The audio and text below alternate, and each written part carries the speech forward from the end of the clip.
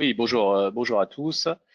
Donc, je suis Patrick Puyer, j'ai en charge la relation technique de l'alliance Fujitsu Microsoft et je vais vous parler de comment Microsoft finalement aide nos partenaires et donc nos clients pour pouvoir justement accélérer et optimiser l'adoption du cloud. Alors, chez Microsoft, on a plusieurs clouds et peut-être tourner Frédéric encore une fois. Voilà, on a plusieurs clouds et souvent on parle de nos trois clouds. Alors nos trois clouds, on va dire par ordre d'arrivée. On va parler en premier de notre cloud collaboratif, donc Microsoft 365, composé de d'Office 365 et qui couvre toute la partie moderne workplace. On a notre cloud plutôt orienté application business, Dynamics 365, où là on va retrouver des applications de type CRM, ERP. Ces deux clouds sont associés maintenant à une solution qui est la Power Platform, qui va enrichir ces solutions pour pouvoir développer de manière en low code des applications, des applications fonctionnelles et très rapidement.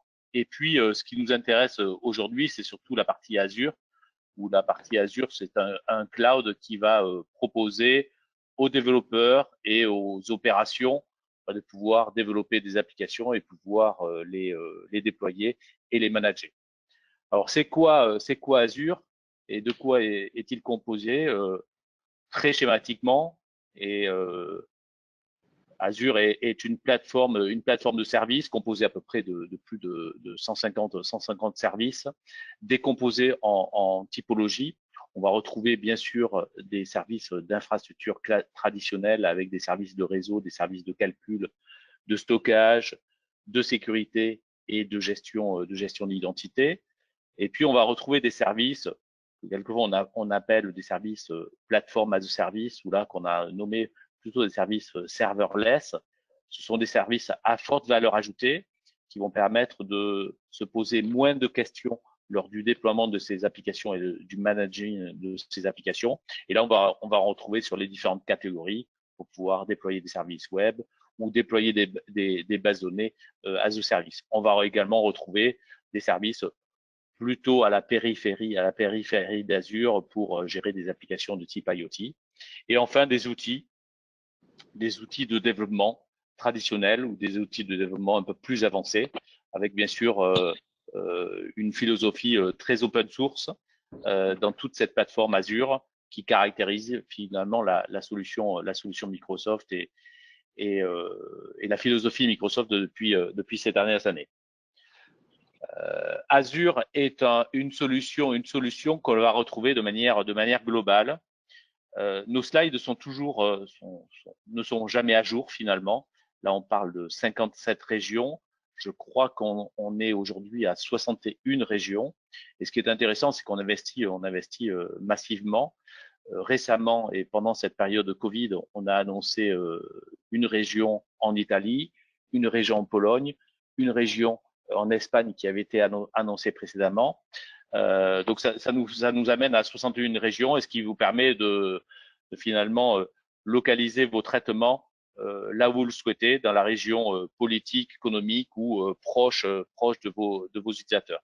C'est une solution sécurisée, c'est-à-dire que là aussi, on a énormément de personnes, énormément de moyens pour pouvoir finalement vous répercuter nos apprentissages en termes de sécurité et mieux vous protéger, vous donner les moyens de vous protéger.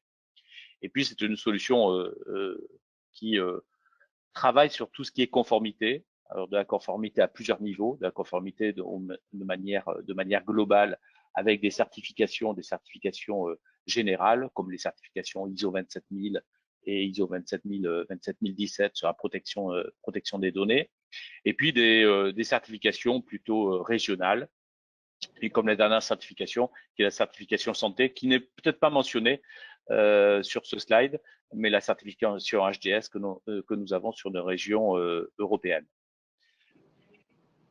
Quand on va sur Azure, on se pose la question, et on parle souvent de voyage vers le cloud. Et on va se poser la question comment on va y aller. Bon, il n'y a pas une méthode pour aller sur Azure, il y a plusieurs méthodes. Et justement, c'est en fonction souvent de la découverte de ces applications, de ces motivations pour aller vers le cloud, de ses priorités, du moment également, du temps que l'on a à y consacrer, mais qu'on va choisir des stratégies, différentes stratégies. Ça peut être des stratégies sans trop de valeur, où on va simplement déplacer nos applications vers le cloud. Et puis, ça peut être des stratégies un peu plus innovantes, où là, on va utiliser tous les services Azure, des services comme je viens de les citer, des services de type serverless, ou des services également qui vont me permettre de coder avec des services à valeur pour pouvoir dégager des applications à forte valeur. Quand on va sur Azure également, on va se poser la question où est-ce que l'on en est. Et quelquefois, on peut se poser la question pas à la première application, mais à la deuxième application. On a pu peut-être déjà développer quelque chose, une application digitale dans Azure, mais on ne s'est peut-être pas posé toutes les bonnes questions lors de ce développement de cette application digitale. Et donc, on va devoir se poser des questions et des questions sur ses motivations, comment mesurer finalement toute l'économie que je vais réaliser en allant sur Azure. On va se poser des questions également, où est-ce que j'en suis sur ma technique, sur mes personnes, sur mes process, et pour pouvoir finalement définir un plan de migration. Et ces questions-là vont souvent permettre de se poser, de définir des outils, de définir des moyens pour aller sur Azure. Et ça, je dirais que c'est assez classique, c'est-à-dire chaque fois qu'on implémente une nouvelle solution, qu'elle soit technique, qu'elle soit fonctionnelle, on doit se poser ces questions et justement, on doit travailler pour mieux maîtriser la solution et capitaliser sur la solution. Et c'est là qu'intervient le Cloud Adoption Framework qu'a créé Microsoft pour pouvoir finalement accélérer et aller beaucoup plus vite dans cette phase de démarrage de projet, on va dire.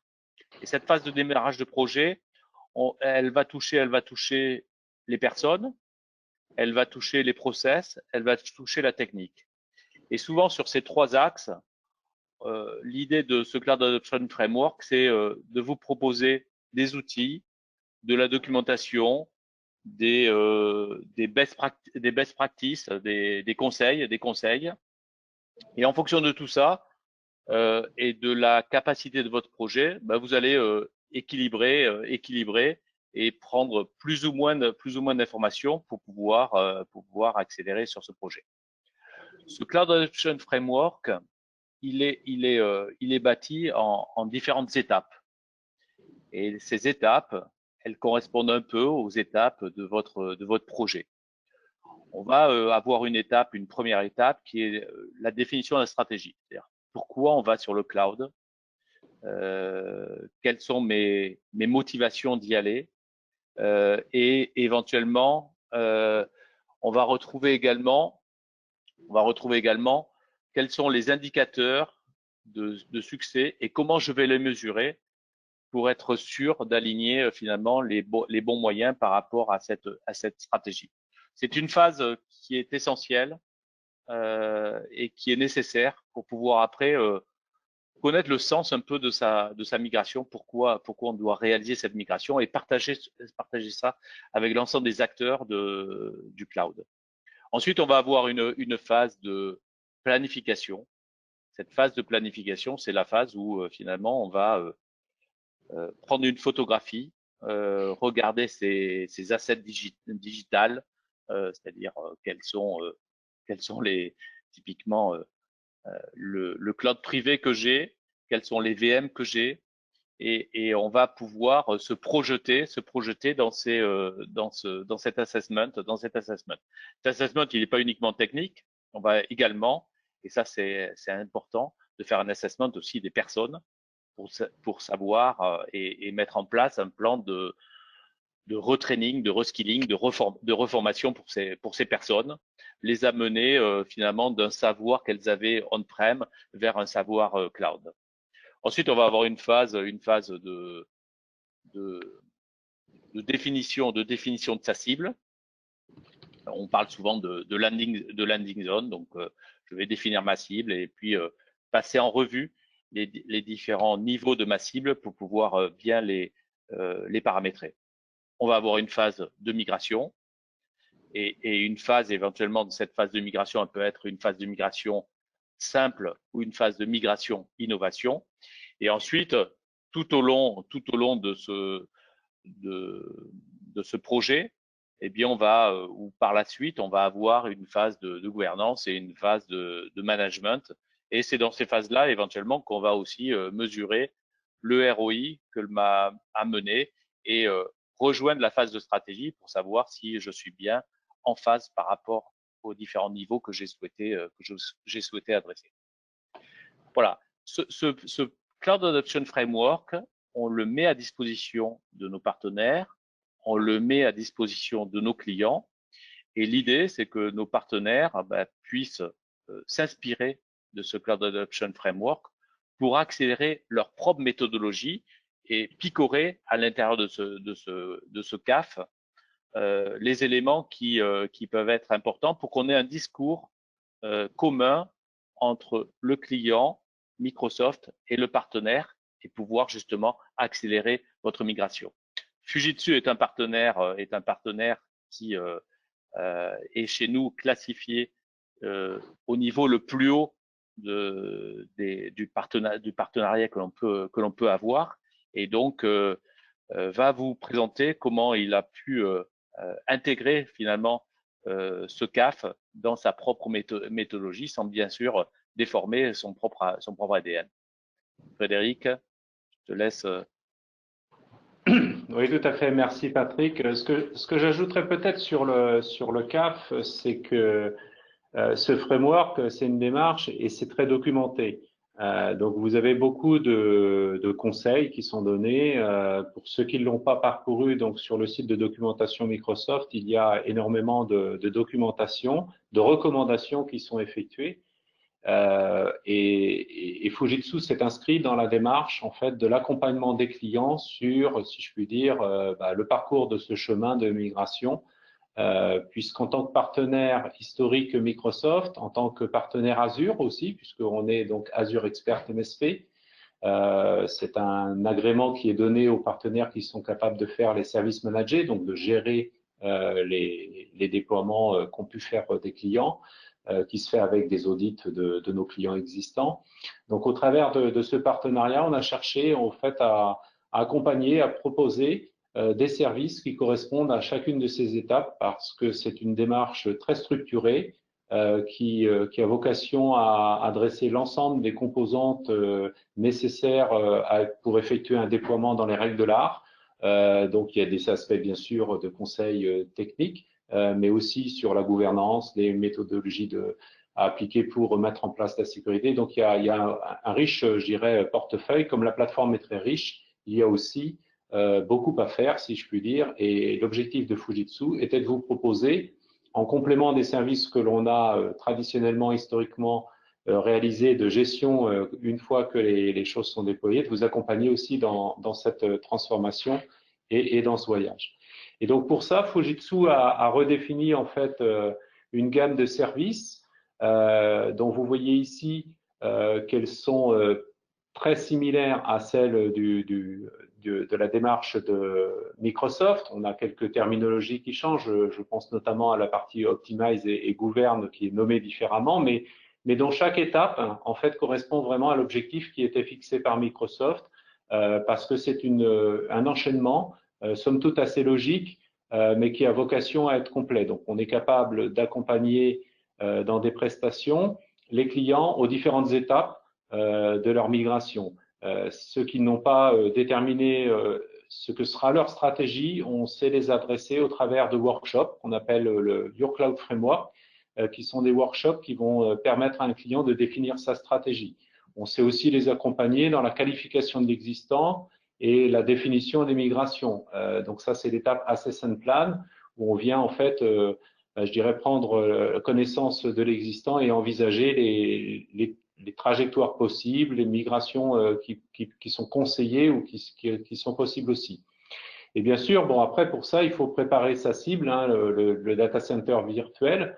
Donc, on a à ce sujet une offre qui s'appelle Springboard. On vous la détaillera aussi par la suite et qui permet de définir en fait son data center et surtout la plateforme d'accueil de tous vos serveurs ou workloads ou applications que vous allez effectuer en migration par la suite.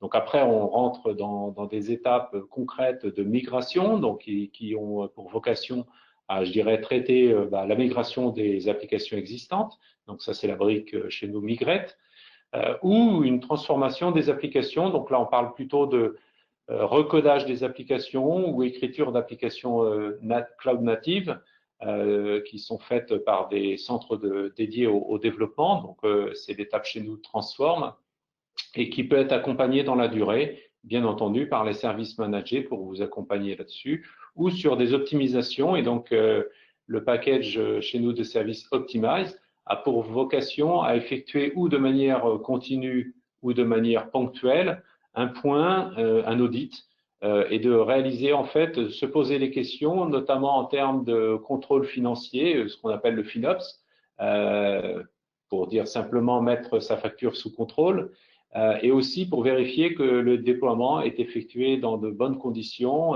dans l'état de l'art, si je puis dire, avec un examen plus particulier de la partie, je dirais, sécurité. Donc ces services sont faits sous forme séquentielle, peuvent être enchaînés bien sûr sous forme séquentielle, mais restent indépendants. Donc on est capable de proposer chacun de ces services en fonction de la problématique actuelle de chaque client de manière indépendante. Donc, ce que je vous propose, c'est de parcourir un peu plus en détail chacune de ces étapes. La première étant la définition de sa stratégie. Alors, c'est une étape cruciale parce que si on regarde en arrière, la réussite des projets d'adoption de cloud, c'est souvent heurté à des éléments mal définis en termes d'objectifs. Et donc, il nous paraît, nous, très important de déjà faire une revue ou en tout cas de prendre connaissance des objectifs qu'a pu se fixer le client et de les traduire en changements qu'il est nécessaire d'adresser. Donc cette étape a pour vocation d'avoir en entrée les objectifs, donc qui peuvent être même les objectifs métiers, si je puis dire. Est-ce qu'on cherche à faire des gains sur ses coûts de production? Est-ce qu'on cherche à délocaliser un data center ou à ne pas plus utiliser un data center? Donc, les drivers d'adoption du cloud sont divers et variés et dépendent de chaque client, et de les traduire donc en plan d'action en ayant une revue sur les différents champs de travail qui sont nécessaires au travers de l'adoption du cloud. On verra par la suite. Donc, il y a la partie gouvernance, il y a la partie sécurité. Donc, l'objectif ici dans ces workshops, relativement rapide, puisqu'on va travailler sur des séries où on va préparer et s'aligner, donc en une série de 2 workshops, être capable de définir un plan d'action. Donc là, on finit avec un plan d'action très concret sur les choses qui sont réalisées, donc qui sont déjà validées, parce que c'est un acquis de l'entreprise, ou celles qui restent à faire, et donc de traduire un action plan vraiment très concret par sujet, les sujets techniques, les sujets liés à la gouvernance, les sujets liés à la formation des personnes, et ainsi de suite. Je dirais donc il y a un panel de sujets qui est abordé, et ça c'est l'expérience qu'on a eue de mener ces projets de transformation avec les clients. Donc une revue en fait de l'ensemble des éléments qui sont potentiellement à réaliser pour faire un bilan sur ceux qui sont déjà acquis et ceux qui restent à faire, et qui se termine, une prestation qui se termine, donc avec des recommandations de Fujitsu et la liste de tâches, si je puis dire, qui est très, très concrètement déterminée. En général, cette backlog est d'ailleurs directement inscrite dans les outils modernes. Et dans le cas de Fujitsu, vous le verrez par la suite, on s'adosse déjà à Azure DevOps, donc avec ces tableaux Kanban, dans lesquels on peut inscrire les tâches, les confier entre les différents membres d'équipe. Donc, on commence déjà à utiliser des outillages, je dirais, qui permettent un travail fluide sur tout le cycle de vie. Donc, la deuxième étape vise à, en fait, prendre une très bonne connaissance du périmètre existant. Alors, c'est d'autant plus vrai, bien entendu, dans le cadre de migration. Les clients qui souhaitent migrer des serveurs ou des applications vers le cloud. Et on le sait que cette étape est difficile dans certains cas, ou en tout cas la migration est rendue difficile parfois par une connaissance partielle de l'existant. Donc, le volume du nombre de serveurs concernés, la manque de connaissance de l'existant peuvent être des freins, ou en tout cas devenir des freins dans l'exécution du projet. Donc, Fujitsu propose ici, en fait, de faire cette découverte. Elle est outillée, donc c'est fait au travers d'outillages. En l'occurrence ici, Fujitsu a fait le choix de l'outil Device 42, et elle permet donc au travers d'une observation réseau de constituer l'inventaire complet et très documenté avec le détail exact des configurations qui va être utilisé par la suite pour pouvoir déterminer les possibilités de migration, les plans de rémédiation, est-ce qu'il y a des mises à jour qui s'imposent pour pouvoir passer sur Azure. Donc tout ceci donc, va constituer une photo, si je puis dire, mais vraiment documentée et surtout dont on est sûr, puisqu'elle a été effectuée non pas par des déclaratifs ou par l'examen de documents ou de documentation existante qui peuvent être plus ou moins mises à jour, mais vraiment par un scan effectif et technique au travers d'un scan réseau de l'ensemble des assets du client, donc l'ensemble des serveurs, des VM. Donc on sait, cet outil a d'ailleurs la capacité de scanner l'ensemble des technologies, y compris des technologies propriétaires. On parle des systèmes IBM, on parle même des environnements de base de données type Exadata. Donc, il va même au-delà de la découverte des équipements serveurs stockage, on va dire Open ou x86, qui auraient un chemin de migration plus évident vers Azure. L'étape suivante, afin de préparer notamment la migration nécessaire, c'est d'établir ce que Microsoft nomme une landing zone, donc la plateforme qui va réceptionner l'ensemble des workloads, et donc d'établir cette plateforme d'accueil, si je puis dire, avec un certain nombre de fondations qui sont déjà apportées.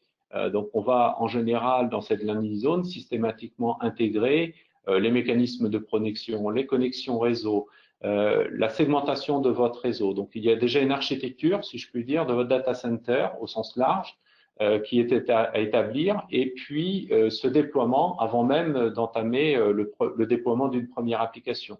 Donc, classiquement, on va revenir sur les aspects de sécurité, poser déjà faire des choix d'architecture de protection et des virtual appliances, souvent déployés pour jouer le rôle de firewall en entrée, si je puis dire, segmenter son réseau avec des zones qui vont être présentées sur Internet et d'autres qui ne le sont pas. On va aussi se poser des questions autour de la gestion des identités, donc comment je m'intègre avec l'existant. En général, donc tous les clients ont maintenant de l'Active Directory en local. Donc, est-ce que je fais comment je synchronise cette gestion des identités pour pouvoir mettre en place après des politiques d'accès qui sont pertinentes, puisque vous le savez sans doute, Azure est basé sur un large set d'identités qu'on appelle le Role-Based Access Control, le RBAC, donc permettre d'avoir une gestion très fine des autorisations. Donc cette gestion des identités aussi quelque chose qui doit être construite et qui nécessite aussi du déploiement de certains services de base comme la synchronisation des Active Directory. Avant aussi, bien sûr, de recueillir vos premiers workloads, vous avez la partie outillage. Quels outillages de monitoring, de gestion de votre performance, comment gérer la disponibilité et la continuité de service, est-ce que je me déploie sur une ou deux régions, et un certain nombre d'automatisations qui peuvent être en fait on va dire des servitudes que l'on déploie avant chaque application. Comme je l'ai indiqué, la sécurité est un élément aussi qui nécessite des fondations et des services dédiés qui sont créés à l'avance. Et on va bien sûr se poser la question de la gouvernance. Alors la gouvernance a souvent deux grands volets. Un volet que je dirais gouvernance technique qui vise à s'assurer du fait que chaque déploiement futur sera effectué dans les règles de l'art. Et les plateformes cloud proposent, au travers des policies, au travers de blueprints aussi, des moyens de contrôle. Donc, ce sont des éléments qu'on peut donc, au préalable aux migrations ou au déploiement de nouvelles applications, déjà coder sur votre, je dirais, plateforme et, par exemple, faire des choix comme, alors très classiquement, on trouve très souvent, et celui-là est simple à bien comprendre, l'interdiction de déployer sur une zone géographique donnée. Ou forcer la création de certains types de serveurs pour avoir une homogénéisation et gérer un nombre limité de diversité dans le cadre des déploiements. Ceci peut être fait par des règles que Microsoft appelle donc sur Azure les policies et qui forcent en fait, qui rejettent, si je dirais, la création d'éléments qui sont pas concurrents. Donc on voit qu'on a un ensemble de fondations qui doivent être créées et l'approche de Fujitsu a été de développer l'outillage et aussi une architecture de référence qui sera déployée au moyen d'un outillage de manière automatique en leverageant, donc en bénéficiant de l'infrastructure Ascode, donc qui vise à décrire dans des fichiers de code, donc du texte. Alors c'est plus parlant souvent que le code d'une application, mais d'avoir en tout cas dans un langage de description l'état de l'architecture désirée et de pouvoir demander au travers des outillages la création. Donc Springboard, pour ça, le choix de Fujitsu a été de s'appuyer sur l'outillage proposé directement dans la plateforme, à savoir donc leverager Azure DevOps, dans lequel on va stocker dans les repositories l'ensemble des codes de déploiement dans lequel on va utiliser les wikis pour documenter l'architecture et sur lequel l'ensemble des tâches sont programmées au travers de pipelines si on souhaite automatiser les déploiements.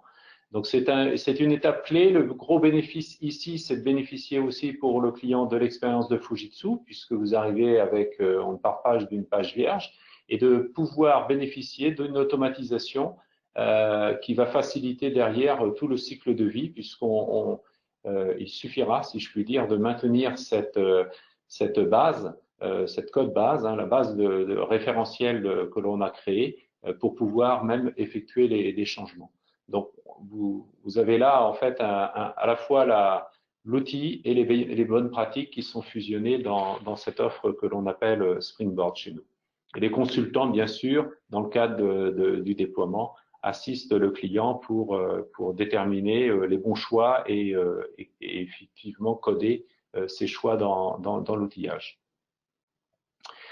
Donc l'étape suivante, pour beaucoup de nos clients, c'est une étape qui est importante, qui est parfois complexe, et la migration en tant que telle, lorsque les clients envisagent de faire le passage de serveurs ou d'applications existantes vers le cloud. Donc, dans cette étape-là, Fujitsu se propose en fait de faire la recommandation des chemins de migration, donc quelle méthode technique est utilisée en tenant compte bien sûr des contraintes métiers.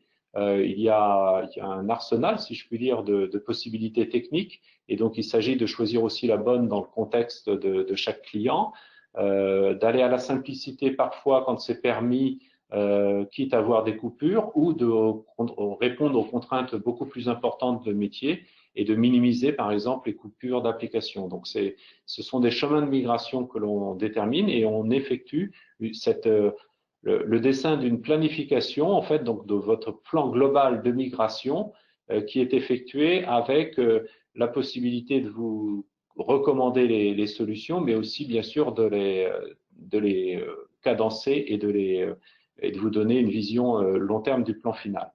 Et ces étapes de migration, donc après la construction de la plateforme cible, vont être responsables du transfert en tant que tel des migrations effectives des données, donc avec le transfert des données et des tests et des recettes sur la nouvelle plateforme. Donc c'est pour ça que vous voyez, on a l'architecture design qui est un préalable, on a la configuration de la plateforme cible pour accueillir, si je puis dire, qui est aussi un préalable. Et puis ensuite, on passe sur la partie effective de la migration avec un ensemble de tests et de validation pour pouvoir bien déterminer ça. Donc, ces processus de migration sont parfois effectués et aussi avec des conversions. On profite de la migration, donc même si ici on parle plutôt de ce qu'on appelle le lift and shift, donc le transfert en l'état des applications, des serveurs ou des VM, même concrètement. On a néanmoins la capacité, au travers d'outillages qu'on propose, de faire un certain nombre de transformations. Alors, je pense par exemple aux mises à jour des operating systems pour aller vers un bon niveau de support, voire quelque chose qui peut être rendu impératif quand on change, ce qui pouvait être supporté sur une plateforme Hyper-V ou VMware ne sera peut-être pas les mêmes niveaux de version sur Azure. Donc, on peut avoir des mises à jour d'operating system ou des middleware, les bases de données typiquement. Et on sait aussi convertir les bases de données qui peuvent être dans des SQL serveurs vers des évolutions plutôt que de réinstaller un serveur SQL, mais d'aller vers un service managé, donc le SQL, le Managed Server d'instance, donc un service PaaS. Et on est capable, dans le cadre de ces migrations, de faire ces conversions, si je puis dire, et refactoring. Le dernier point que je voudrais préciser ici, c'est que ces migrations, cette prestation de service peut être faite dans un programme global avec des engagements sur la durée de la migration et sur le coût global de cette migration, mais qu'elle est aussi très souvent utilisée par nos clients en proof of concept, donc sur un set beaucoup plus restreint pour à la fois valider les scénarios techniques de migration ou la pertinence d'une migration escalacible, j'ai un niveau de service ou des fonctionnalités qui m'intéressent. Donc, ce côté proof of concept est aussi, je dirais, très utilisé par nos clients. Le bénéfice à le faire avec Fujitsu, on le retrouve avec deux éléments. Le premier, c'est sur cette méthode qu'on a, nous, qui est le résultat, en fait, de nombreuses migrations effectuées. Donc, c'est l'expérience, si je puis dire. Et puis, le deuxième, qui est de bénéficier pour ces opérations de centres de services qui permettent de faire certaines des opérations 24/7.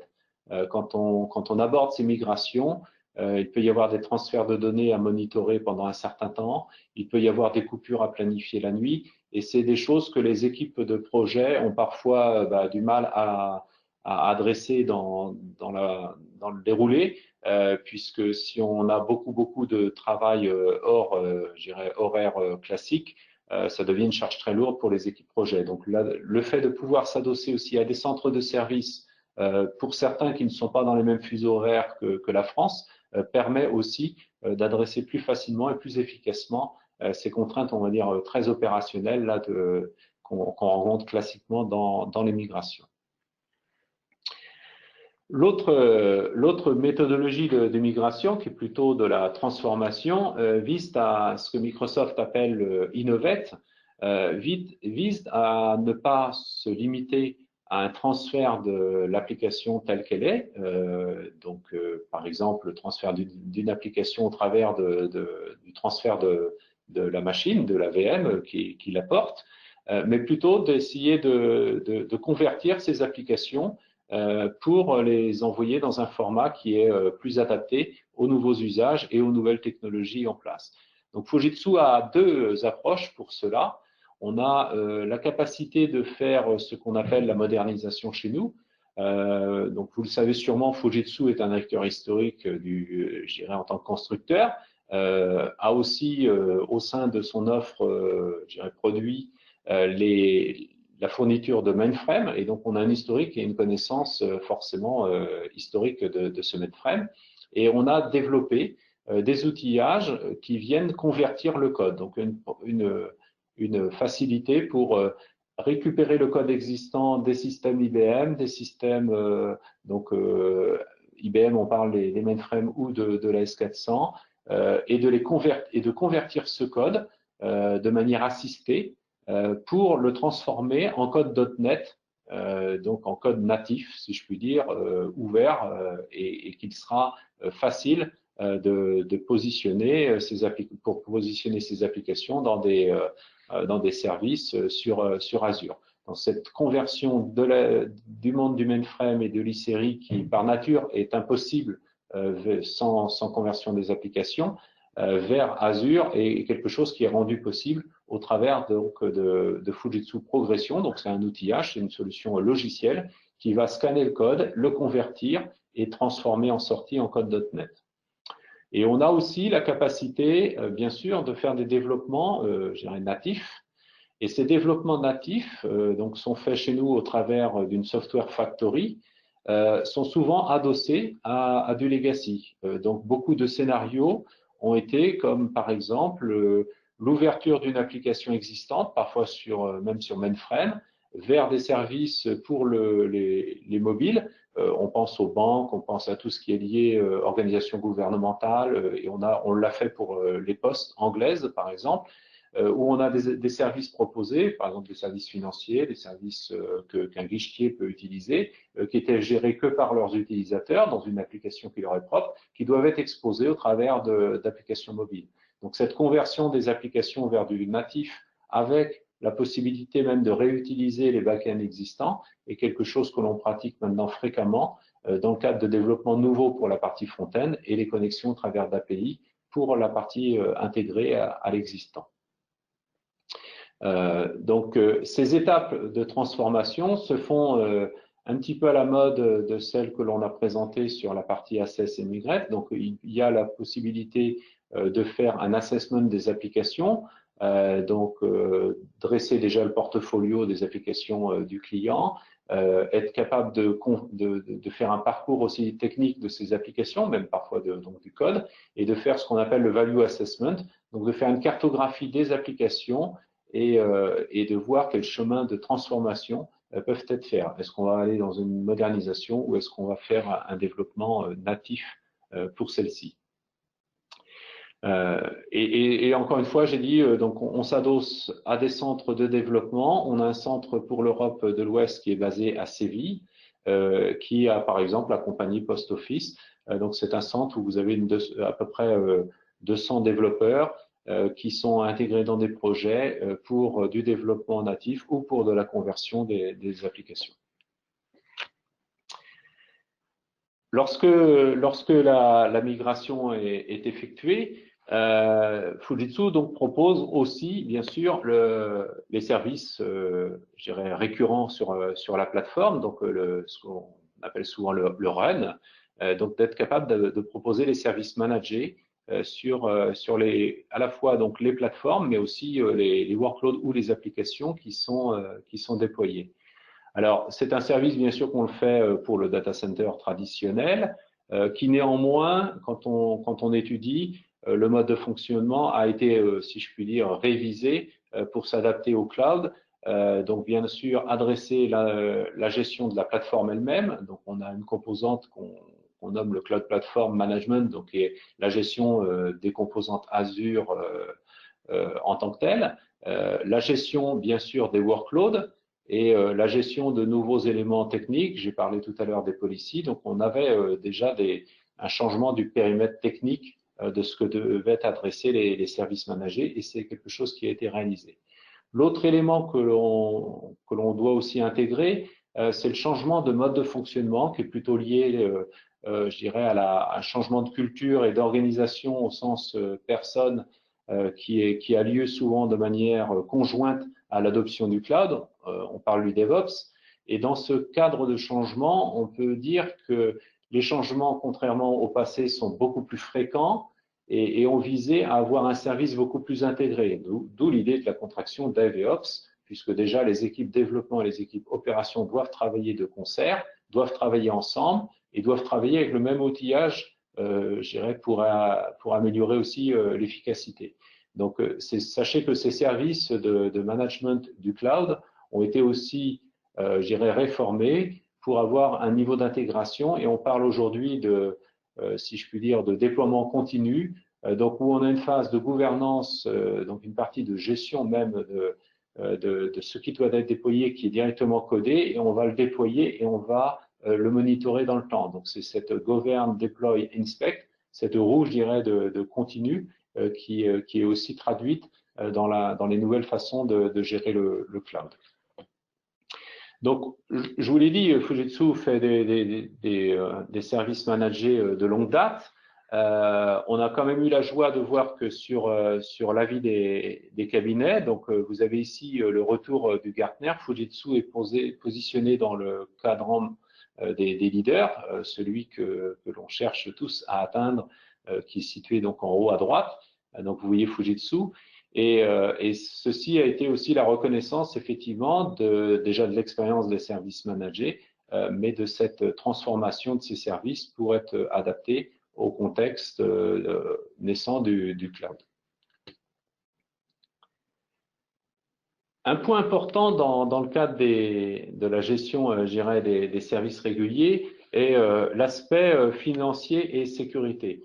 Ce sont deux éléments qui sont fréquemment rencontrés ou sur lesquels les clients souhaitent, je dirais, de l'assistance, puisque lorsqu'on déploie vers Azure, on bénéficie bien entendu d'une facture à la demande, mais je dirais que c'est aussi la contrainte, je dirais que dans le passé, vous aviez une budgétisation qui était beaucoup plus facile puisque pour beaucoup de vos coûts, vous aviez un investissement initial, vous faisiez l'acquisition du matériel, du logiciel et vous aviez un plan sur 5 ans avec son amortissement. Aujourd'hui, tout est traduit en charge variable. Donc, c'est le bénéfice parce que vous allez pouvoir adapter votre dépense à l'usage que vous en faites. Mais c'est aussi une forme, je dirais, de contrainte parce que la facture qui va arriver est celle qui correspond à l'usage que vous aurez fait le mois prochain. Donc, il y a cet aspect prévision et suivi des coûts qui est un élément important. Et souvent, si on n'a pas mis les bonnes procédures en place, qui peut être une mauvaise découverte des clients. La facilité des déploiements fait aussi que un grand nombre de personnes dans l'entreprise auront sans doute la possibilité de déployer, de configurer des nouveaux services et tout ça doit quand même rester sous contrôle. Donc la partie Optimize vise à justement examiner la gestion financière, préconiser aussi des solutions pour optimiser sa facture. Donc Microsoft propose un ensemble de solutions. Vous pouvez, pour prendre un exemple simple, déployer une VM avec une facturation à la demande. Mais si vous avez la certitude que cette VM correspond à un usage qui va durer dans le temps, vous avez la possibilité de mettre les réserves instances. Donc il y a un certain nombre de mécanismes qui ne changent rien, si je puis dire, aux fonctionnalités apportées, mais qui sont plutôt des décisions d'achat, si je puis dire. Et donc, il s'agit de regarder l'existant et de voir quelles possibilités offertes par Microsoft pourraient être, dans le contexte du client, appliquées à des fins d'optimisation des dépenses. Donc, Cloud Optimize vient passer en revue à la fois l'existant déployé, la consommation actuelle et les consultants de Fujitsu font des recommandations dans le but d'avoir une facturation qui diminue, mais aussi un meilleur prévisionnel, d'avoir une bonne idée des budgets qui sont nécessaires sur l'exécution. Et l'autre aspect qui est aussi proposé, c'est une revue, si je puis dire, des choix de déploiement techniques liés à la sécurité, liés aux configurations qui sont opérées à chaque déploiement, d'avoir donc une revue des bonnes pratiques, pour dire au sens large, qui est réalisée dans la même étape. Donc cette prestation Optimize, sachez qu'on l'a fait bien sûr de manière récurrente pour les clients sur lesquels nous avons les services managés quand on est dans le RUD, mais c'est une prestation qu'on peut aussi assurer de manière ponctuelle avec éventuellement une première étape où on va faire un certain nombre de recommandations et des revues. Pour certains clients, c'est tous les trimestres, pour d'autres, c'est plus étalé, 2 fois par an, pour voir le changement de situation qui a pu être fait, faire le bilan des opérations qui ont pu être réalisées et éventuellement voir si d'autres préconisations ont lieu d'être maintenant. Donc, on est aussi capable de la délivrer en mode, je dirais, ponctuel. Donc, au travers de cette présentation, vous aurez vu que donc, Fujitsu peut vous accompagner sur, je dirais, 3 grandes phases du plan. La création, elle est faite avec je dirais une étude conjointe, donc on appelle co-création chez nous, puisqu'on cherche vraiment à conseiller au regard du contexte client, donc cette dimension est importante. Nous sommes capables aussi donc de vous accompagner dans la modernisation, qui peut être constituée de la migration ou de la transformation des applications, et d'accompagner les clients plus longuement dans le cadre des optimisations ou des services récurrents que l'on peut avoir à déployer sur la gestion courante ensuite des workloads qui peuvent être déployés. Alors Patrick, je voudrais juste que tu nous complètes un petit peu la présentation avec le programme AMP que peut proposer justement Microsoft pour accompagner aussi les partenaires et les clients dans ce voyage, si je puis dire, et la migration. Oui, effectivement, c'est un programme que nous avons sorti il y a un peu plus d'un an. Et dans ce programme, on va retrouver bien sûr tous les conseils et toute la méthodologie du Cloud Adoption Framework mise à disposition de nos partenaires. Mais on va également retrouver du financement qui va aider nos clients à pouvoir absorber une partie de la migration. Ce financement, il dépendra finalement du niveau de nombre de VM ou nombre d'instances SQL que vous aurez à migrer. On va retrouver également du financement pour pouvoir reformer vos personnes, vos administrateurs. Donc ça peut être du financement, ça peut être un instructeur Microsoft qui va donner des formations, ou ça peut être également des discount codes, des codes promotion, pour que vos personnels puissent aller se former dans un centre de formation agréé. Et puis on va retrouver bien sûr un ensemble de partenaires qui sont capables d'adresser ce programme AMP. C'est un club assez restreint dont fait partie Fujitsu au niveau France, et qui vous permettent justement de pouvoir capitaliser sur ce programme avec l'aide de Fujitsu. Et c'est un programme que l'on adresse à trois finalement, le partenaire, Microsoft et le client. Oui, donc je pense que ce qui est intéressant effectivement dans le cadre de ce programme, c'est d'avoir ce triptyque. Beaucoup de clients souhaitent aussi, je dirais, l'engagement ou l'avis de Microsoft, à la fois dans les conseils techniques et dans je dirais, l'engagement, parce que c'est souvent un programme stratégique pour les entreprises. Donc d'avoir, si je puis dire, l'engagement et la caution de Microsoft est une garantie aussi importante. Il faut néanmoins souvent donc disposer aussi de l'appui d'un partenaire, parce que ça permet d'adresser les projets dans la durée. Et cet engagement tripartite entre le client, Microsoft et le partenaire est effectivement quelque chose qu'on voit dans beaucoup des grosses transformations. Et il faut le reconnaître, donc, puisque Microsoft a une appétence importante au développement d'Azure, il y a aussi effectivement des offres qui sont réalisées, comme tu l'indiquais, avec du financement. Les clients qui souhaitent migrer vers Azure ont ces incentives, si je puis dire, qui sont apportés, et Microsoft participe à l'effort, si je puis dire, de transformation. Voilà, tout à fait. Ça, c'est quand même aussi appréciable pour le client. Il y a la partie soutien, mais aussi la partie, bien sûr, financière. Ces coûts de transformation, ils sont là. Ils sont parfois des freins au projet. Donc, c'est des éléments aussi intéressants à intégrer. Voilà, et on retrouve également des hommes dans ce programme, donc des chefs de projet, voire des ingénieurs qui vont aider finalement ce trio pour accélérer et capitaliser sur tout ce qu'eux découvrent à travers l'ensemble des projets Microsoft, et sont aussi en connexion avec notre service d'ingénierie si ils s'aperçoivent que finalement il y a des améliorations à apporter à nos produits. Donc ça permet d'avoir quelque chose de très agile sur cette partie-là. Alors, il nous reste un peu de temps. Ce que je vous propose, donc on va ouvrir la session aussi aux questions. Ce que je vous propose peut-être en attendant que les premières questions arrivent, Alors, pour les questions, vous pouvez utiliser la chatbox. Vous avez une petite zone de conversation sur GoToWebinar, donc que les gens posent. Et ce que je vous propose en attendant, c'est qu'on va lancer un petit sondage. Donc, Anthony, est-ce que tu peux nous le diffuser? Ouais, normalement, il vient de s'afficher.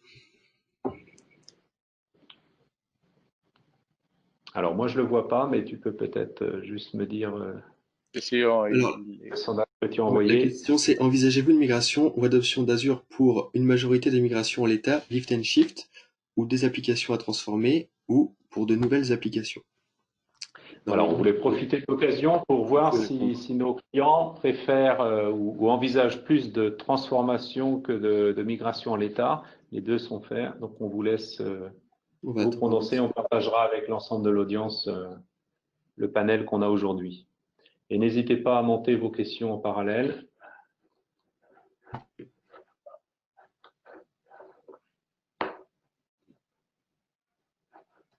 Alors, oui, Ok, bon, c'est bon. Hop. Bon, je vais afficher du coup les réponses qu'on a eues. Hop, voilà. Donc 50% des applications à transformer et 50% de nouvelles applications. D'accord. Très équilibré du coup. On ne pouvait pas mieux. Donc, bon, vous l'avez vu, hein, de toute façon, dans ce chemin de transformation, je pense qu'il y a deux étapes.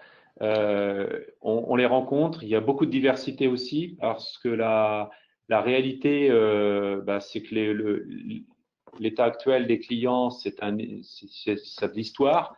C'est un peu le résultat des meilleures pratiques réalisées au fil du temps. Et donc, toutes les méthodologies de migration et de modernisation ne sont pas aussi simples.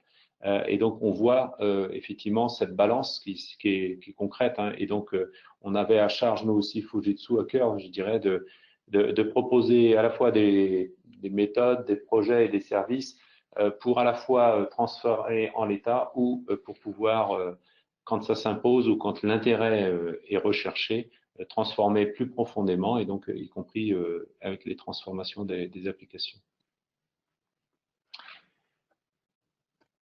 Alors, Anthony, si tu as des questions, je veux bien que tu me les passes, que je ne les vois pas dans ma chatbot. Alors attends, j'ai une question que j'affiche. Alors la question c'est: est-ce que les services se déclinent de manière individuelle ou est-ce qu'il faut prendre tout le framework? Alors, en fait, ces services, non, se déclinent de manière individuelle. Donc, notre approche, c'est effectivement d'avoir une approche cohérente hein, pour les clients qui souhaitent, bien sûr, effectuer l'ensemble, je dirais, du périmètre. Mais très concrètement, ils sont au travers de différents lots de services. Pour certains, nous avons des offres qui sont faites sous forme de package.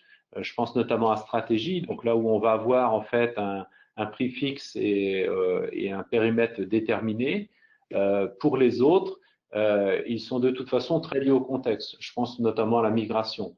Une migration se fait, si je puis dire, sur une réponse qui est adaptée au contexte exact du client, sur les volumes du client. Donc, de toute façon, ce ne sont pas des choses, je dirais, packagées. Ce sont des choses qui sont chiffrées à la demande. Et bien entendu, on peut avoir des clients qui nous attendent sur la partie conseil très en amont parce qu'ils ne l'ont pas effectué, ou d'autres clients qui nous attendent sur d'autres sujets parce que cette partie-là est déjà déterminée. Donc, quand on a vu les étapes, stratégie, plan, migrate, run, manage, elles peuvent être consommées, je dirais, de manière complètement indépendante.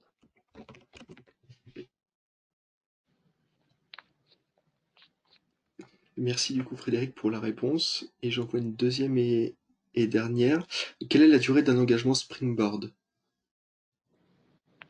Alors Springboard est proposé lui avec trois modèles, je dirais, de périmètre.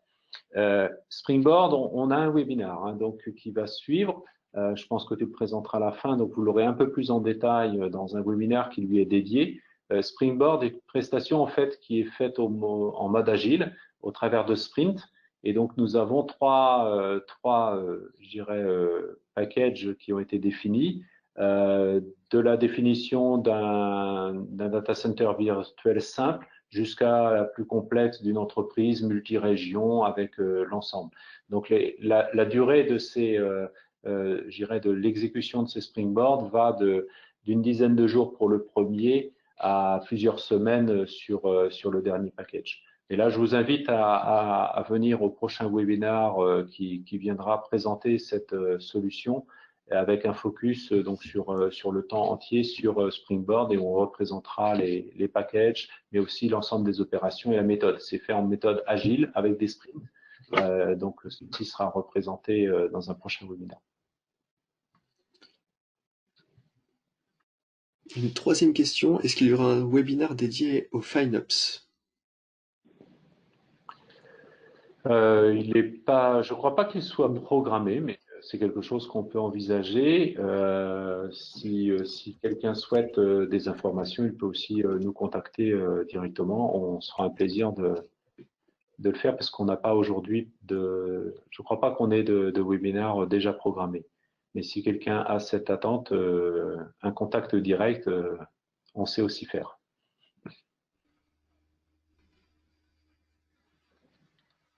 Bon, je vois pas d'autres questions pour le moment. Je laisse encore 15 secondes. Dans tous les cas, comme l'a dit Frédéric, nous aurons un deuxième webinaire qui sera dédié à Springboard. Vous allez recevoir tous les détails avec la date et toutes les infos pour vous inscrire. Et là, comme je vois pas d'autres questions, je pense qu'on va pouvoir clôturer ici. Donc merci Patrick et Frédéric pour la présentation, et pour information, vous recevrez l'enregistrement de ce webinaire si vous souhaitez le partager à des collègues, à des contacts ou autres. Vous le recevrez par email avec un lien pour y accéder. Écoutez, merci à tous pour votre présence, et un bon appétit à tout le monde puisque ça va être l'heure. Bonne journée à tous. Merci. À bientôt. À bientôt, au revoir.